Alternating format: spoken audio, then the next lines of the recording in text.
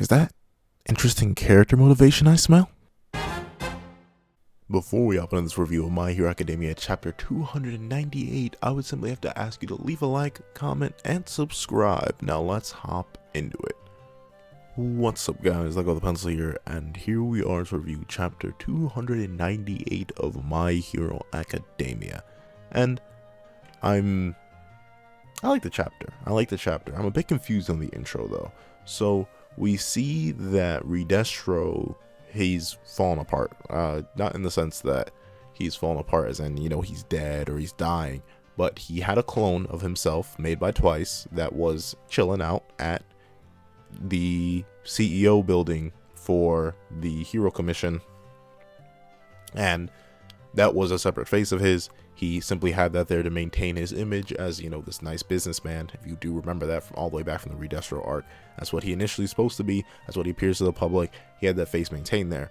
And what we see here is that Redestro was in a fight with people from the Hero Commission, someone he was planning to collaborate on with. And a thing he notes is that, so yeah, y'all really tried to kill your boy like that. Or at least, I think he means that because he's talking about how it seems like, they tricked him and something about support items and so on and so forth. And I guess this was just to kill him, because I guess the Hero Commission understands that he's Redestro, so they want him dead because he's Redestro. But thing that I'm mostly confused about is why are we seeing this now? I guess this is just to show that the Hero Commission is faulty, but we could have seen that through Hawks in this chapter instead of seeing it through, I don't know, this second face of Redestro. I think it's kind of pointless, especially since it's just Redestro restating his ideas, the whole peace without order and liberate yourselves, all the freedom. And then thus his clone fades away after, I guess, taking enough damage. That's about it. I'm not sure now how to feel. I'm just confused about the intro of the chapter, really. So that's a weird part to me. Also, this is the guy from the Hero entrance exam. Not the entrance exam, the Hero license exam. I see that, and he's bloody, and it makes me wonder his quirk, because I'm assuming he was one of the main people who fought this Redestro, which is interesting enough. A little bit, still, it's just a rather confusing thing. I guess this is just to show that, the seeds of doubt have been sown and that the society is going to start collapsing, which I'm fine with. For this, then we cut to all the villains breaking in and attacking different prisons, all under All For One's stead, all under All For One's control. And it really is just a big old cover-up. It's All For One basically gaslighting the world, the heroes, the police, all that, to look at these different prisons with all these dangerous people attacking there, so he himself can go escape, crawl off into his little corner hole, his little cubby hole, and heal up in Shigaraki's body and keep it moving. And the interesting thing is, we come here and we see that Shigaraki is still fully suppressed by All For One. Shigaraki isn't there right now. Shigaraki needs to pick up the phone later, so please leave a message after the beep. But the thing about this Shigaraki is that not only is he not really there, but he is, the two All For Ones is a fully confirmed thing here and now. Like, All For One straight up admits, because Spinner questions it like, yo, who are you? And why are you taking control of Shigaraki's body? And why should I still follow you? And All For One's like, oh, well, don't worry, Gucci. Don't worry, chill out, bro. I'm still gonna follow Shimura. Why did my mind switch to Shimura? I'm still gonna follow Shigaraki's ideals, just our ideals.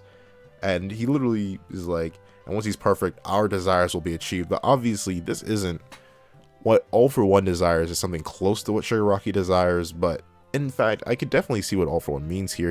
They do sort of desire the same thing, but Shigaraki desires what he wants as a free-willed person, and with All For One there, he sort of can't have that. So it's a interesting way to take the narrative. I'll give it that. It's a very interesting way to take it. However, I don't like it. I'll be completely honest with you guys. I don't like this whole All For One mess. I feel like it would have been much more interesting if it was just Shigaraki being built up as this big calamity and finally proving himself. Do I believe that Shigaraki's development into this massive transcendent being monster of a calamity should have happened so quickly? No. But I'm going to talk about that in my review of the war arc. That's going to be dropping soon. So I'll go in more in depth about that. But now that you've committed Horikoshi, I think by reeling it all back and making it that All for One's in control all over again sort of defeats the point. It's kind of just sad because I was really interested with where Shigaraki was going, but now Shigaraki's being babied back down to up All for One control again because, you know, we can't let Shigaraki do his own thing.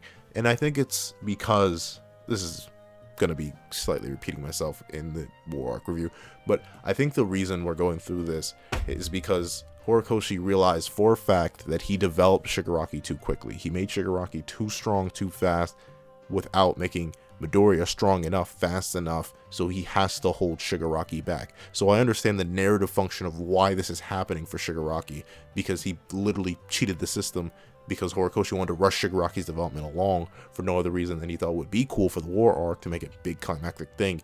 However, he realized, oh, I can't do that all the way, so I can't let Shigaraki, our main new villain, be as strong, this much stronger than our main protagonist Deku, so I have to hold him back by letting All for One take over.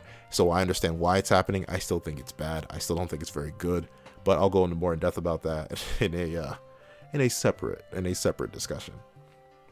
However, then we cut to the boy, aka Bakugo's awake. He's in the hospital, and this is like, I'm assuming this is set up for like Three Musketeers, the movie. And you may be like, what does this have to do with Three Musketeers? It's just the establishment of the main trio we have. We have Bakugo, we have Midoriya, and we have Todoroki. Bakugo wakes up, and he's concerned about people. And he's concerned about Sensei, Senpai, and Endeavor. Senpai, I'm not sure who that's supposed to be. It's supposed to be Hado? Is it supposed to be... I doubt it's supposed to be Togata, and I doubt it's supposed to be... I don't know why Tamaki's name took so long to come to me. But I doubt it's supposed to be Tamaki either. I'm assuming it has to be... It has to be Hado, right? Because she's the only one that really got burned. And we see Gran Torino. He's being held up in the hospital bed. He's still alive. However, I need him to die. I'm not even gonna lie. I just need him to go. Especially since I full on believe he's Shigaraki's grandfather now. There's no doubt in my mind. So I think he needs to go for us to keep it moving. Or Shigaraki kill him. Shigaraki killing him would be fine. And then we see Aizawa. He's eyed up again, so he probably has a super scar on his right eye now. And his leg is still gone. So there we go. I'm liking it so far, and I'll get into why I like everything so far in a bit, because we hop to Todoroki and how Todoroki is burnt up, damaged, all that. And the great thing I like seeing Yaoyorozu so sad but trying to hold it together for Todoroki, because, you know, she likes Todoroki, and Todoroki, it's Totobomo stuff. I'm fine with that. I like that. And I like how she's trying to hold everyone together as the vice president class rep. I think that's great. And obviously we see society still freaking out and over Dabi's proclamation, Dabi's reveal. However, there's something the chapter doesn't explicitly address, and I think they do it with a purpose. Best Genius. They don't address that.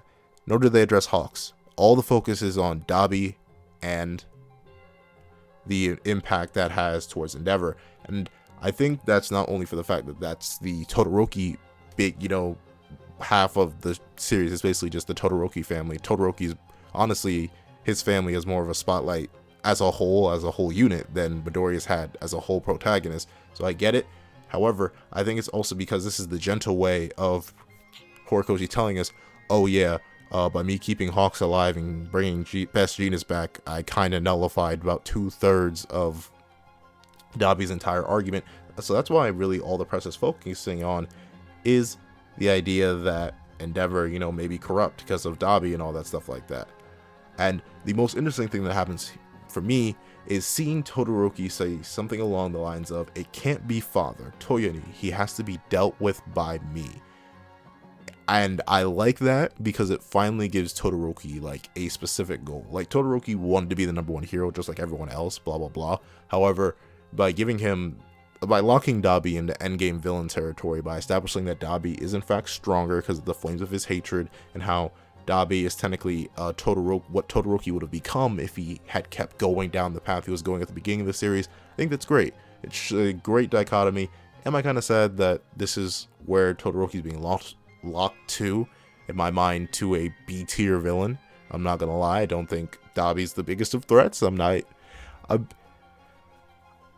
just don't think Dabi's that big of a threat, and I don't think he's that interesting as a character now. I have a flip on Dabi that I'm going to talk about more in depth later, but I don't think Dabi is that cool of a villain. I'm not even gonna lie, and I understand why he's Todoroki's villain. I just don't like that he's Todoroki's villain. But honestly, most interesting thing to me is seeing the family show up, the Todoroki family, and obviously this final third phased out figure is his mom. And I don't know, I'm really happy to see her out of the hospital. I don't know, this is like a nice interesting development for me, seeing her finally come out. Like, this is good character growth all around. I think Todoroki finally getting a specific goal, great. Seeing Bakugo caring for others, great. All that, I like this a lot. And wow, I'm excited to see the next chapter, because I'm assuming that's what the next chapter is going to focus on, this reuniting of all three of the three eldest Todorokis with Todoroki and then likely Endeavor. And then you see the end of the chapter, we find Midoriya in a coma, and don't really care. Here's the thing, I am a little bit wondering about Midoriya right now, and here's the reason. Let me just go into details why I like this chapter. I like that the injuries are sticking. We don't see the injuries for everyone. We see, our main characters, but obviously Maruko is still up in the balance. Obviously Ryukyu likely has a hole in her hand. On top of this, we have all the different heroes that were just like bloodied and maimed through all the constant battles. So there's a lot of that we don't see, but understandably so. That's fine. We don't see Nejire, which I think is weird. I feel like Bakugo mentioning Nejire may have been that, but I'm not sure how she's doing. I'm assuming we're going to get a big redesign for her, because I think the burns are going to last on her, which is cool. I like that. But we get main focus on our UA kids and that weird intro talking about the society collapse. But what I'm liking so far is that the injuries to our major characters are looking permanent, at least for Aizawa, because he's healing right now, and at least for Todoroki, because Todoroki got burned, but I'm assuming he's just going to have a few more aesthetic burns on him, sort of like Midoriya's scars, rather than anything like truly serious or impactful. And Bakugo got out just fine, because Bakugo didn't really get stabbed in any visible areas for us to see. Midoriya being in a coma, he's likely just in a one-for-all trance. I'm assuming he's going to be going through the same trance-like state that Shigaraki was in, where he was in this half-death-like state where he was getting used to all the new power his body was possessing. I think Midoriya is going through that right now, and he's currently sleeping, probably living through the past of the previous one for all users, sort of in I don't know if you all have been reading Undead Unluck, this is a really random correlation, but sort of in the way that Fuko went in the past of the other previous users to become stronger herself and make Andy stronger. Midoriya is going through the past one for all users in order to make himself stronger and his body ready for more power, which is something he's going to need explicitly, especially since there are now 2 all-for-ones running around. But I'm not sure I'm going to like that, mainly because Midoriya's body is a big issue. Because it's completely broken down. You can see he's fully casted up. Technically, he shouldn't be able to use his arms anymore, as Recovery Girl mentioned multiple times already. But I know, it's My Hero Academia. He's likely going to get it undone. If it's not by Eri, I'm happy. I'm proud of you, Horikoshi. Your self-restraint is much stronger than I thought it was, because I immediately thought Midoriya at least was getting Eri'd right up. If this does happen, because I think it's a necessity for it to happen, because I doubt Midoriya getting a better understanding of One For All is suddenly going to heal all his bones, and if it does, but that's my only reaction to that. And yeah, that's about my only theory for Midoriya in a coma. I don't have much else to say on that, because we don't have enough for me to really speculate. And the most interesting part of the chapter is just Todoroki fully locking into Dabi as his endgame villain. And yeah, that's really about it. And seeing how society cares about Endeavor and his relationship to Dabi. But the thing I find interesting and also concerning about that is that they kind of just want to hear the story from Endeavor himself. They aren't necessarily blaming him or saying he's crazy or something like that. And like, once again, I feel like Hero Society is getting shaken. It's getting roughly shaken this time in comparison to Stain's light jostling. But I don't know.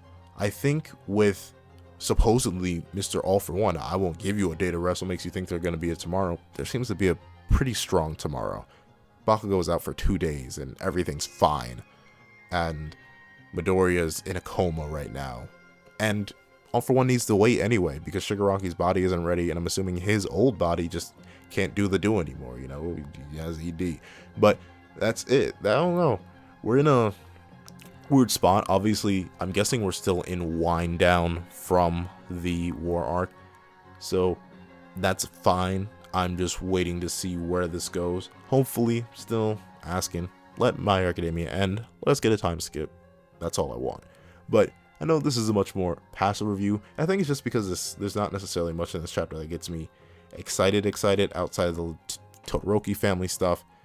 And honestly, I just want more answers. Want to know how Hawks is doing. Want to know how Nejire is doing. Want to know how society's taking to the parts of Best Genius being alive. Want to know how Best Genius respond to the false accusations of Dabi.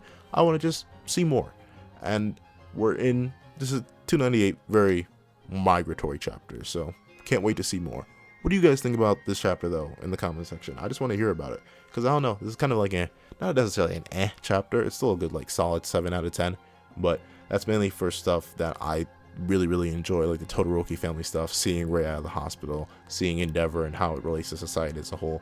I think the intro of the chapter drags it down a lot. It costs it like a whole point because it doesn't tell us anything new. It seems pretty pointless. Like, we already know the Hero Commission is corrupt, and we already know Redestro's ideology, so it seems kind of pointless to reinforce it. I like the idea of I like the idea of All For One sort of having the same goal as Shigaraki, but not letting Shigaraki complete it, because Shigaraki isn't complete himself. But I don't know. I still don't like the All For One takeover, so that drags the chapter down for me. And Bakugo having basically no lasting damage also is But other than that, I think the chapter's pretty good. I want to hear what you guys think down in the comment section below, though. Thank you guys so much for watching. Please remember to like, share, comment, and subscribe, and I hope you guys have a wonderful day. This is That Guy with the Pencil, writing off.